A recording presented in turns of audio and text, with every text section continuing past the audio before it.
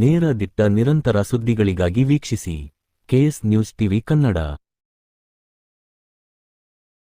ವಿಜಯನಗರ ಜಿಲ್ಲೆ ಹರಪನಹಳ್ಳಿ ತಾಲೂಕಿನ ಮಾದಿಹಳ್ಳಿ ಗ್ರಾಮದ ನ್ಯಾಷನಲ್ ಸ್ಕೂಲ್ನಲ್ಲಿ 2025ರಿಂದ 26ನೇ ಸಾಲಿನ ಉಚ್ಚಂಗಿದುರ್ಗ ಪ್ರಾಥಮಿಕ ಶಾಲೆಯ ವಲಯ ಮಟ್ಟ ಕ್ರೀಡಾಕೂಟ ಹಮ್ಮಿಕೊಳ್ಳಲಾಗಿದೆ. ಕ್ಷೇತ್ರ ಶಿಕ್ಷಣಾಧಿಕಾರಿ ಲೇಪಾಕ್ಷಪ್ಪ ಜ್ಯೋತಿ ಬೆಳಗಿಸುವ ಮೂಲಕ ಉದ್ಘಾಟಿಸಿ ಮಾತನಾಡಿ, ಮಕ್ಕಳು ದೈಹಿಕವಾಗಿ, ಮಾನಸಿಕವಾಗಿ ಸದೃಢವಾಗಿ ಬೆಳೆಯಬೇಕಾದರೆ ಕ್ರೀಡೆ ಅವಶ್ಯಕ.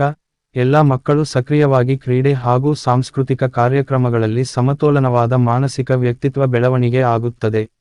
ಸಮಗ್ರ ಕ್ರೀಡೆಯಲ್ಲಿ ಭಾಗವಹಿಸುವುದರಿಂದ ಮಾನಸಿಕ, ದೈಹಿಕ, ಸಾಮಾಜಿಕ ಕೌಶಲ್ಯ ಬೆಳವಣಿಗೆ ಆಗುತ್ತದೆ. ಸದೃಢವಾದ ಶರೀರದಲ್ಲಿ ಸದೃಢ ಮನಸ್ಸಿರುತ್ತದೆ.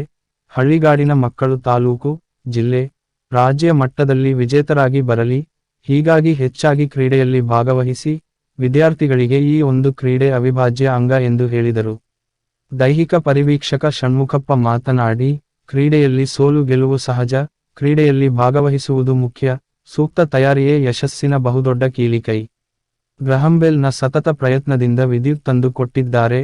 ಅದೇ ರೀತಿ ಎಲ್ಲಾ ವಿದ್ಯಾರ್ಥಿಗಳು ಸತತವಾಗಿ ಕ್ರೀಡೆಯಲ್ಲಿ ಪ್ರಯತ್ನ ಮಾಡಿದಾಗ ವಿಜೇತರಾಗಲು ಸಾಧ್ಯ ಎಂದು ಹೇಳಿದರು. ಈ ಸಂದರ್ಭದಲ್ಲಿ ಧ್ವಜಾರೋಹಣ ನಿವೃತ್ತ ಶಿಕ್ಷಕರ ಕೆ. ಚಂದ್ರಪ್ಪ, ಜ್ಯೋತಿ ಬೆಳಗಿಸಿದವರು ಕ್ಷೇತ್ರ ಶಿಕ್ಷಣಾಧಿಕಾರಿ ಎಚ್. ಲೇಪಾಕ್ಷಪ್ಪ, ಕ್ರೀಡಾ ಉದ್ಘಾಟನೆ ಗ್ರಾಮ ಪಂಚಾಯಿತಿ ಅಧ್ಯಕ್ಷೆ ಗೀತಾ ಚಂದ್ರಪ್ಪ, ಪ್ರತಿಜ್ಞಾ ವಿಧಿ ಡಿ. ವೀರೇಶ್ ಮುಖ್ಯ ಗುರುಗಳು, ಅಧ್ಯಕ್ಷತೆ ಡಿ. ಸುಶೀಲಮ್ಮ, ಕಾರ್ಯದರ್ಶಿ ನ್ಯಾಷನಲ್ ಶಾಲೆ, ಸ್ವಾಗತ ಬಿ. ಮಂಜುನಾಥ್ ಮತ್ತು ಯು. ರೇವಣಸಿದ್ದಪ್ಪ, ತಾಲೂಕು ಅಕ್ಷರ ದಾಸೋಹ ಅಧಿಕಾರಿ ನಾಗರಾಜ್, ಗ್ರಾಮ ಪಂಚಾಯಿತಿ ಉಪಾಧ್ಯಕ್ಷ ರವಿ, ಸದಸ್ಯರಾದ U. Manjunath, R. Siddesh, H. Dada, CRP Chandrappa, Prashanth, Manjunath, ಎಲ್ಲಾ ಶಾಲೆಯ ಮುಖ್ಯ ಗುರುಗಳು, ಎಸ್ಡಿಎಂಸಿ ಅಧ್ಯಕ್ಷರು ಹಾಗೂ ಸದಸ್ಯರು, ವಿಎಸ್ಎಸ್ಎನ್ ನ ಅಧ್ಯಕ್ಷರು, ನಿರ್ದೇಶಕರು, ಕ್ರೀಡಾ ಕಾರ್ಯದರ್ಶಿ ಕೆ. ಜಿ. ಶಿವಕುಮಾರ್, ಊರಿನ ಎಲ್ಲಾ ಮುಖಂಡರು, ಗ್ರಾಮಸ್ಥರು, ಸುತ್ತಮುತ್ತಲ ಊರುಗಳ ಕ್ರೀಡಾ ಅಭಿಮಾನಿಗಳು ಹಾಗೂ ಶಾಲಾ ಮಕ್ಕಳು ಭಾಗವಹಿಸಿದ್ದರು. ವರದಿ Mahesh Arasikere, KS news TV Kannada.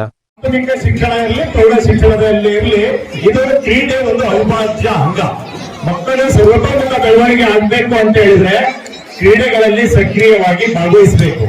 ನಾವು 2002-2003 ನಮ್ಮ ಚಂದ್ರಪ್ಪ ಸರ್ ಗೊತ್ತಿರ್ಬೇಕು ಅನ್ಕೊಂಡಿದೀನಿ. 2003-2004-2005-2006 ಸಿಂಗ್ದೇವ್, ಪ್ರೊಫೆಸರ್ ಸಿಂಗ್ದೇವ್ ವರದಿಯನ್ನ ಜಾರಿಗೆ ತರಬೇಕು ಅಂತ ಹೇಳಿ ಪ್ರಾರ್ಥನಾ ಸಮಯದಲ್ಲಿ ಮಕ್ಕಳಿಗೆ ವಾರ್ಮ್ ಅಪ್ ಆಕ್ಟಿವಿಟೀಸ್ ಅನ್ನ ಪ್ರಾರ್ಥನೆ ಆದ್ಮೇಲೆ ಮಾಡಿಸ್ಬೇಕು ಅನ್ನೋಂಥದ್ದು ಬಂತು.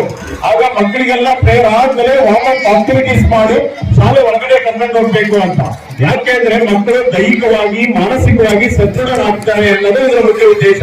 ನೋಡಿ, ನಾವು ಕ್ರೀಡೆಗಳು ನಾವು ಕ್ರೀಡೆಯಲ್ಲಿ ಭಾಗವಹಿಸಿರೋದಿದೆಯಲ್ಲ, ಅದು ಒಂದು ಪಾರ್ಟ್.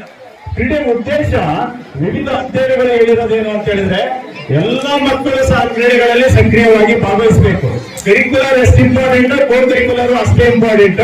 ಹಾಗಾಗಿ ಸಾಂಸ್ಕೃತಿಕ ಚಟುವಟಿಕೆಗಳಲ್ಲೂ ಭಾಗವಹಿಸುವುದರಿಂದ ಸಮತೋಲನವಾದ ಮಾನಸಿಕ ವ್ಯಕ್ತಿತ್ವ ಬೆಳವಣಿಗೆ ಆಗ್ತದೆ ಅನ್ನೋಂಥದ್ದು.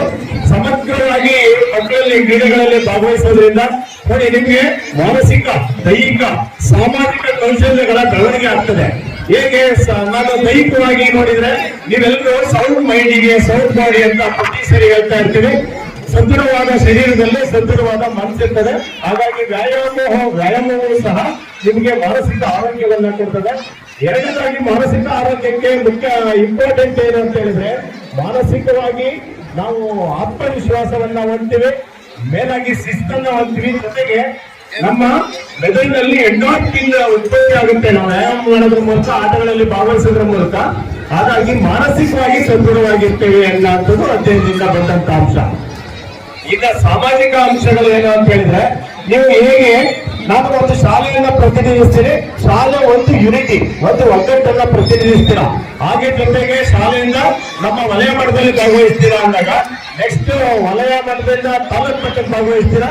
ಆಗ ನಿಮ್ಮ ವಲಯ, ನಿಮ್ಮ ಶಿಸ್ತು, ಸಂಘಟನೆ, ಆ ಶಕ್ತಿ ಈ ಸ್ಪೋರ್ಟ್ಸ್ ಇದೆ.